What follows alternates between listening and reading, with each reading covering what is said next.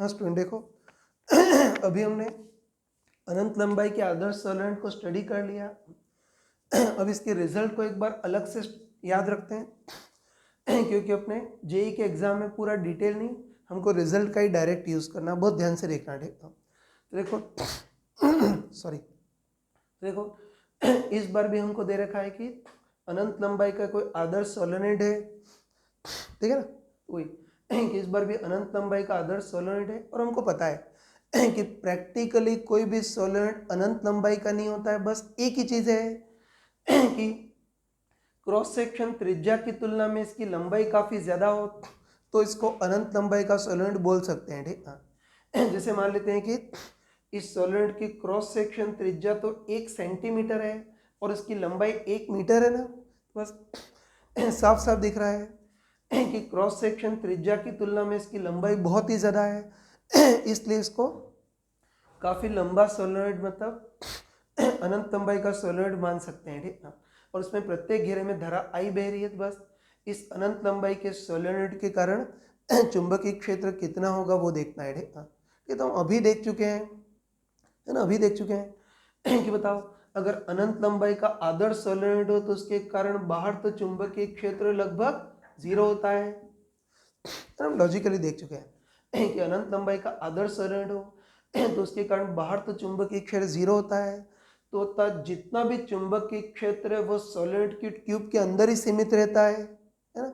और सोलेनोइड की ट्यूब के अंदर चुंबकीय क्षेत्र समरूप होता है और कितना होता है म्यू नॉट एन आई, जहाँ एन कुल घेरों की संख्या नहीं होती है, घेरों की संख्या प्रति लंबाई होती है, और आई प्रत्येक वायर प्रत्येक घेरे में बहने वाली धारा।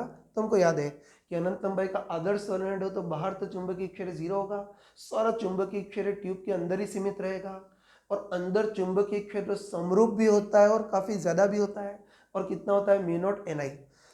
और दिशा के लिए वही राइट हैंड रूल, दिशा के लिए वो उल्टा रूल कि बताओ सोलेनोइड में प्रत्येक लूप में धारा ऐसी बह रही है, प्रत्येक लूप में धारा ऐसी बह रही है तो अंगूठा आगे की ओर है, और अंगूठा आगे की ओर है इसलिए इस सोलेनोइड के ट्यूब के अंदर भी चुंबकीय क्षेत्र अक्षीय रूप से आगे की ओर होगा और उसका मान म्यू नॉट एन आई होगा।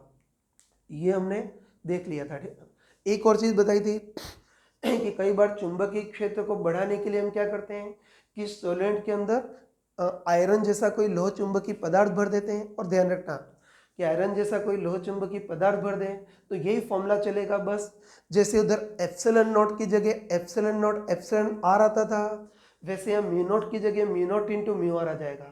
तो अंदर चुंबकीय क्षेत्र माध्यम भर दें, अब अंदर चुंबकीय क्षेत्र म्यू नॉट की जगह mu naught mu R N I, जहाँ म्यू आर उस माध्यम की अपेक्षित चुंबकीयशीलता, और लोह चुंबकीय हुआ तो अपेक्षित चुंबकीयशीलता बहुत ही ज्यादा होती है, 1000 ऐसी कुछ होती है, ठीक है। ये देख लिया और हम पहले देख चुके हैं। अब इसमें कुछ खतरनाक चीज पूछ रहा हूं, ठीक है। तो तुम बताओ कि अनंत लंबाई का कोई आदर्श सोलेनोइड है तो इस सोलेनोइड के अंदर और अगर बीच वाले कोई बिंदु लें तो हमको पता है कि सोलेनोइड के अंदर अगर कोई बीच वाले बिंदु लें तो उसके तो आगे भी सोलेनोइड अनंत तक फैला और पीछे भी अनंत तक फैला है। इससे सोलेनोइड के अंदर ये बीच वाले जो बिंदु लें वहां तो चुंबकीय क्षेत्र समरूप होगा, म्यू नॉट एन आई होगा, ठीक है। लेकिन अब पूछ रहा है कि इस लंबे सोलेनोइड के, है ना, इस लंबे सोलेनोइड के ये जो किनारे वाला बिंदु है ना, लंबे सोलेनोइड का जो किनारे वाला बिंदु है, यहाँ बताओ चुंबकीय क्षेत्र कितना होगा। यहाँ चुंबकीय क्षेत्र म्यू नॉट एन आई होगा, उसका आधा होगा। तो सही आंसर ये है कि बीच वाले बिंदुओं पर तो चुंबकीय क्षेत्र म्यू नॉट एन आई होता है, लेकिन इसके अगर सिरे पे देखें तो इस सोलेनोइड के सिरे पे चुंबकीय क्षेत्र लगभग आधा होता है, मतलब mu naught N I by 2 होता है।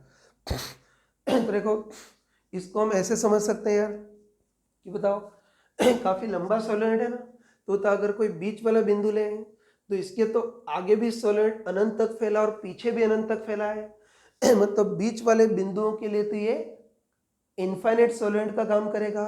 इसे बीच वाले बिंदुओं पर तो चुंबकीय क्षेत्र म्यू नॉट एन आई, लेकिन बताओ इसके अगर सिरे पर देखें, है ना, अगर इसके सिरे पे देखें तो इसके सिरे पर तो सोलेनोइड केवल पीछे अनंत तक फैला, आगे तो फैला हुआ है ही नहीं, तो ये बोल सकते हैं कि सिरे वाला बिंदु लें तो इसके पीछे तो सॉलिड अनंत तक फैला है लेकिन आगे तो फैला है ही नहीं, मतलब सिरे वाले बिंदु के लिए ये इन्फाइनाइट सोलेनोइड नहीं सेमी इन्फाइनाइट सोलेनोइड के टाइप से काम करेगा। तो ये बोल सकते हैं कि सिरे वाले बिंदु के लिए ये इन्फाइनाइट नहीं सेमी इन्फाइनाइट सोलेनोइड के टाइप से काम करेगा, इसलिए चुंबकीय क्षेत्र भी आधा होगा।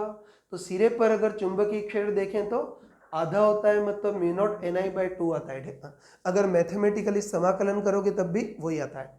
और इस सिरे पे देखें तब भी बताओ, इस सिरे के आगे तो सोलेनोइड अनंत तक फैला है लेकिन पीछे फैला ही नहीं, तो इन दोनों सिरों वाले बिंदुओं के लिए सोलेनोइड इन्फाइनाइट नहीं सेमी इन्फाइनाइट सोलेनोइड के टाइप से काम करेगा। इससे सिरों पर चुंबकीय क्षेत्र लगभग आधा होगा, मतलब म्यू नॉट Ni/2 होगा। ये लॉजिकली देख लिया, मैथमेटिकली समाकलन से भी यही आता है। ठीक, अब चलो कई बार इसका ग्राफ पूछता है, ये मतलब काफी लंबा सोलेनोइड है तो हमको पूछ रहा है कि सोलेनोइड के अंदर वाले भाग में चुंबकीय क्षेत्र, ये सोलेनोइड के अंदर वाले भाग में चुंबकीय क्षेत्र दूरी के साथ किस टाइप चेंज करेगा, इसका ग्राफ बनाना है। तो हम क्लियरली बोल सकते हैं कि सोलेनोइड के जो बीच वाले बिंदु है ना, सोलेनोइड के जो बीच वाले बिंदु है, बीच वाले बिंदु के लिए तो इनफाइनाइट सोलेनोइड के टाइप से काम करेगा, इसलिए जो बीच वाले बिंदु है वहां तो चुंबकीय क्षेत्र म्यू नॉट Ni होगा, लेकिन सिरे वाले जो बिंदु हैं उनके लिए सेमी इनफाइनाइट सोलेनोइड का काम करेगा, इसलिए जो सिरे वाले बिंदु है वहां चुंबकीय क्षेत्र आधा होगा म्यू नॉट Ni/2, और इधर भी जो सिरे वाले बिंदु होंगे वहां चुंबकीय क्षेत्र लगभग आधा होगा, मतलब म्यू नॉट Ni/2 होगा। ठीक, बस ग्राफ इस टाइप का आएगा। बाकी ध्यान रखना कि अब हमको कभी भी लंबे सोलेनोइड के अंदर चुंबकीय क्षेत्र पूछे तो अंदर पूछ रहा, मतलब इनकी भावना है कि हमको ये बीच वाले किसी बिंदु पे पूछ रहा है तो बिंदास म्यू नॉट Ni लिख सकते हैं, सिरे पे पूछे तो उसका आधा होगा। तो ये सारा कंसेप्ट हमने पढ़ लिया है।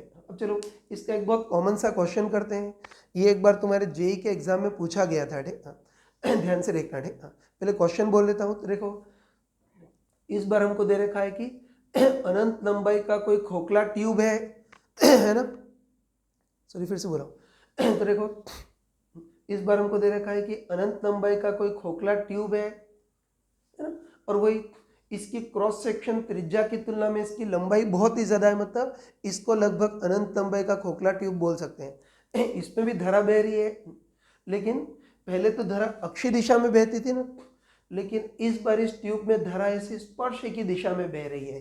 ये ध्यान रखना कि अनंत लंबाई का खोखला ट्यूब है, इसमें धारा बह रही है, और हमको दे रखा है इस बार धारा सतह के अनुदिश मतलब स्पर्श की दिशा में बह रही है। ठीक है, और हमको दे रखा है कि इस बार इस ट्यूब से बहने वाली धारा प्रति लंबाई हमको J दे रखी है। तो बस इसके कारण भी अंदर और बाहर चुंबकीय क्षेत्र कितना होगा वो देखना है। तो बस तुम आराम से बताओ कि बताओ, ये आराम से बताओ कि ये जो अनंत लंबाई का खोखला ट्यूब है ना, अगर इसमें धारा अक्षीय दिशा में बहती है ना, अगर धारा अक्षीय दिशा में बहती तब तो अपने पुराने रिजल्ट यूज कर सकते थे कि अंदर चुंबकीय क्षेत्र 0 और बाहर म्यू नॉट I/2πr यूज कर सकते थे। लेकिन इस बार अनंत लंबाई का खोखला ट्यूब तो है लेकिन धारा स्पर्श की दिशा में बह रही है, और तुम क्लियरली बोल सकते हो, है ना, तुम क्लियरली बोल सकते हो कि अनंत लंबाई का खोखला ट्यूब जिसमें धारा स्पर्श की दिशा में ऐसे बह रही है, इस बार ये जो धारावाही ट्यूब है वो एक सोलेनोइड के टाइप से काम करेगा। कह सकते हैं ना कि धारा से स्पर्श की दिशा में बह रही है, तो इस बार ये जो धारावाही ट्यूब है वो अनंत लंबाई के आदर्श सोलेनोइड के टाइप से काम करेगा। तो बस तुम आराम से बताओ कि जैसे अनंत लंबाई के आदर्श सोलेनोइड के कारण बाहर चुंबकीय क्षेत्र 0 होता है, वैसे इस बार जो धारावाही जो खोखला ट्यूब है उसके कारण भी बाहर तो चुंबकीय क्षेत्र 0 ही होगा। बस सारा चुंबकीय क्षेत्र इस ट्यूब के अंदर ही होगा ना, और दिशा देख सकते हो। बताओ ट्यूब में धारा ऐसी बह रही है तो अंगूठा आगे की ओर है, तो सारा चुंबकीय क्षेत्र ट्यूब के अंदर ही सीमित रहेगा और अक्षीय रूप से आगे की ओर होगा। तो बस अब हमको देखना है कि इस ट्यूब है सोलेनोइड, इसको सोलेनोइड भी बोल सकते हैं ना, तो हमको देखना है कि ट्यूब या सोलेनोइड के कारण अंदर चुंबकीय क्षेत्र कितना होगा वो देखना है। तो बताओ गधों टाइप से वापस से तो डिराइव करने की जरूरत नहीं है ना, है ना, वापस से आविष्कार करने की जरूरत नहीं, हमको पता है कि धारा स्पर्श की दिशा में बह रही है, इसलिए ट्यूब एक आदर्श धरास्पर्शी की दिशा में बह रही है, इसलिए ट्यूब अनंत लंबाई के आदर्श सोलेनोइड के टाइप से काम करेगा। तो तुम बताओ कि जिस टाइप से, है ना, तुम बताओ कि जिस टाइप से आदर्श सोलेनोइड के कारण अंदर चुंबकीय क्षेत्र म्यू नॉट NI होता है, वैसे इस बार इस धारावाही ट्यूब के कारण भी अंदर चुंबकीय क्षेत्र म्यू नॉट NI होगा। बिल्कुल सिमिलर है ना। तो सोलेनोइड के सिमिलर इस धारावाही खोखले ट्यूब के कारण भी, धारावाही खोखले ट्यूब के कारण भी अंदर चुंबकीय क्षेत्र म्यू नॉट NI होगा। थोड़ा सा ऑपरेशन करते हैं। तो बताओ म्यू नॉट को तो ऐसे ही रहने देते हैं। उसके बाद मैंने बताया था कि इसमें स्मॉल n क्या होता है, घेरों की संख्या प्रति लंबाई। तो मैं लिख देता हूँ कि स्मॉल n क्या होगा, सॉरी, हमको होता है कि इसमें स्मॉल n क्या होगा, घेरों की संख्या प्रति लंबाई, मतलब इसको घेरे प्रति लंबाई बोल सकते हैं। और इसमें I क्या होता है, प्रत्येक घेरे में बहने वाली धारा। तो इसमें I को क्या बोल सकते हैं, प्रत्येक घेरे में बहने वाली धारा, मतलब धारा प्रति घेरे, ऐसा बोल सकते हैं। तो स्मार्टली ऐसे कर सकते हैं यार। ये सोलेनोइड के सिमिलर है। तो सोलेनोइड के सिमिलर, इसके कारण भी अंदर चुंबकीय क्षेत्र म्यू नॉट NI। तो म्यू नॉट स्मॉल n होता है, घेरों की संख्या प्रति लंबाई, और I क्या होती है, प्रत्येक घेरे में बहने वाली धारा, मतलब धारा प्रति घेरे। तो तब सॉल्व करेंगे तो घेरे से घेरे कैंसिल हो गए, तो सॉल्व करेंगे तो घेरे से घेरे कैंसिल हो गए। तो तुम बताओ कि इस ट्यूब के अंदर चुंबकीय क्षेत्र कितना आएगा, म्यू नॉट, और घेरे से घेरे कैंसिल हो गए तो क्या आ गया, धारा प्रति लंबाई। और देखो इस ट्यूब में बहने वाली धारा प्रति लंबाई J दे रखी है, तो इसके कारण अंदर चुंबकीय क्षेत्र म्यू नॉट इंटू J होगा। तो बस आ गया कि बाहर चुंबकीय क्षेत्र 0 और इसके अंदर चुंबकीय क्षेत्र कितना होगा, अक्षीय दिशा में होगा, और उसके अंदर चुंबकीय क्षेत्र म्यू नॉट इंटू J होगा। ठीक, अब तुमको कहने की जरूरत नहीं है कि कोई महामूर्ख पूछे कि इसके सिरे पर चुंबकीय क्षेत्र, तो ऑब्वियसली उसका आधा होगा, मतलब म्यू नॉट J/2 होगा। एक्सप्लेन करने की जरूरत नहीं, आगे तुम खुद समझदार स्मार्ट हो तो ये कर सकते हैं। ठीक, बस यहीं तक मुझे आज कराना रह गया था, तो ये मैं वीडियो लेक्चर की फॉर्म में तुमको भेज रहा हूँ, तो तुम इसको देख लेना। कल हम इसके आगे से स्टार्ट करेंगे।